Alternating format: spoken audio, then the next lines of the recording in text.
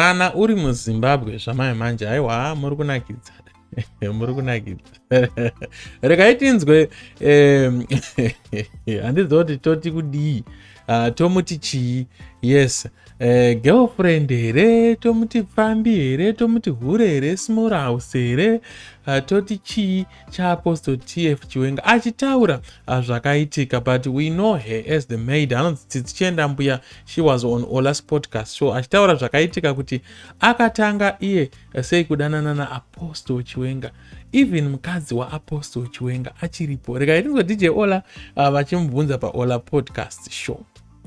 Ameno kwamabva kurize kwakanaka tinokutendeni kuya kuchirongwa chokwadi tiri pano.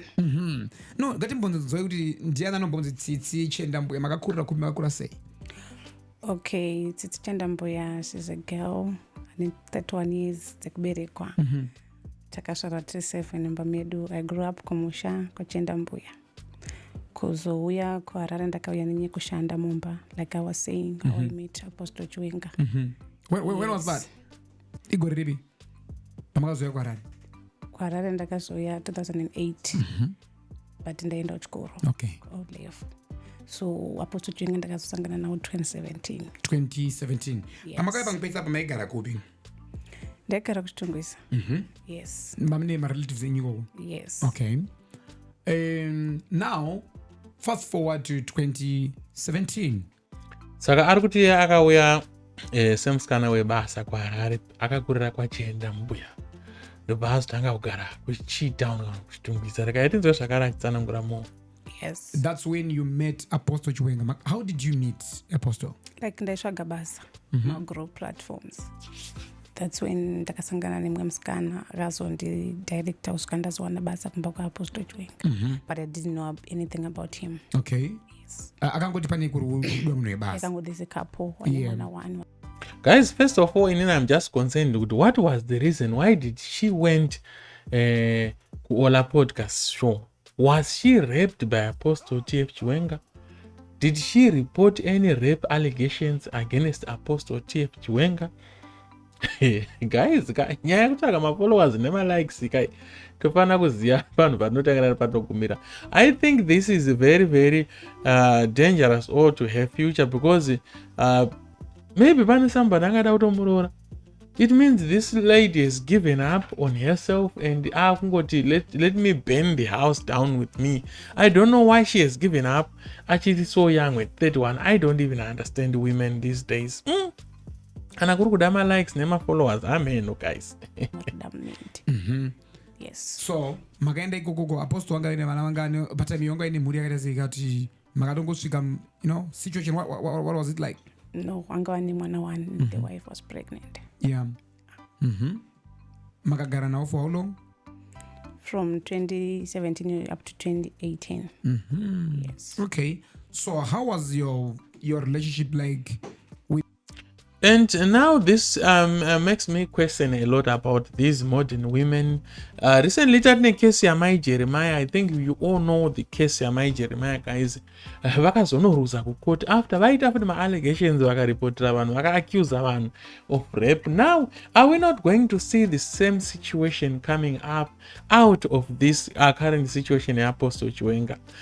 Guys, let me know in the comment section about these types of women who are coming, who are fighting, men of integrity and all that stuff. With the first wife? The relationship was good. Yes. Until vazoshaika? Yeah. Mama gara zvakanaka? Yes.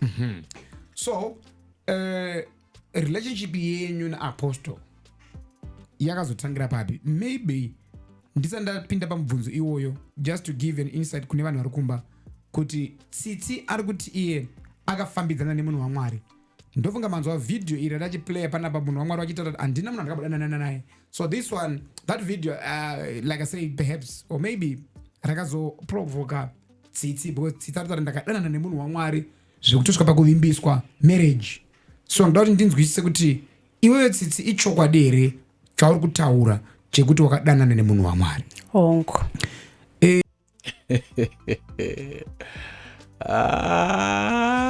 Guys, confidence dzacho dziri t vanotone confidence yekuti zveshuwa zvakaitika takadanana naApostole Tf Chiwenga. Wakatanga kudanana nemunhu waMwari nguva ipi? Sekuti wataura kuti wakaenda kuumba kwavo kubasa 2017. Yeah. Takatanga kudanana 2017 around That's very year. that very year. Makaenda kubasa when was that? Makatanga muna 2017 February. Okay. Pamatanga kudanana 2017 same year munani? August. Yes. A few months later. Yes. What happened kuti mutsaka kudanana? Akandigarisa pasi. Like before I could see kuti munhu aikuitira hasha dzimwe dzaunoti ndakanganisa chii. Ivo vachiApostole. Yeah, mukutaura but unoona kuti munhu hasha dzake hapana chandaita sei chandakanganisa. So I used to kuti kana vakaenda ku like and you know kuti he's a street preacher. So I used to kuona kuti vakadzoka maybe ndakagara namudining ndichiona TV ndosumuka just a sign of respect kuti munhu angapinde mbamake uramba kuita sei wakagara because uri musikana webasa. So ndaibva ndabuda ndakana mukitchen kana kuenda kuroom kwangu until I think vaizona ameno zvenyu kunze uku kana muri kugonokora muri kungozviona kuti these people are willing to burn the house down with you. Now it makes a lot of sense kuti do not engage with a woman who has got nothing to lose. I think it makes a sense. Do not engage, do not fall in love, do not propose to a woman who has nothing to lose when you have so much to lose. Because it means she has nothing to lose. She has nothing to lose. And now we are seeing this. So to all men out there, this is a very, very big lesson to you. You must be really, really careful on what you do, because we might be sympathizing. A lot of people might be sympathizing with this lady, but what about my brothers? Tf Chiwenga, what are they saying? Are they sympathizing too? You are going to find out kuti panenge pakaipa. So gaitingonzwa a little bit again to vatavhara chirongwa chedu.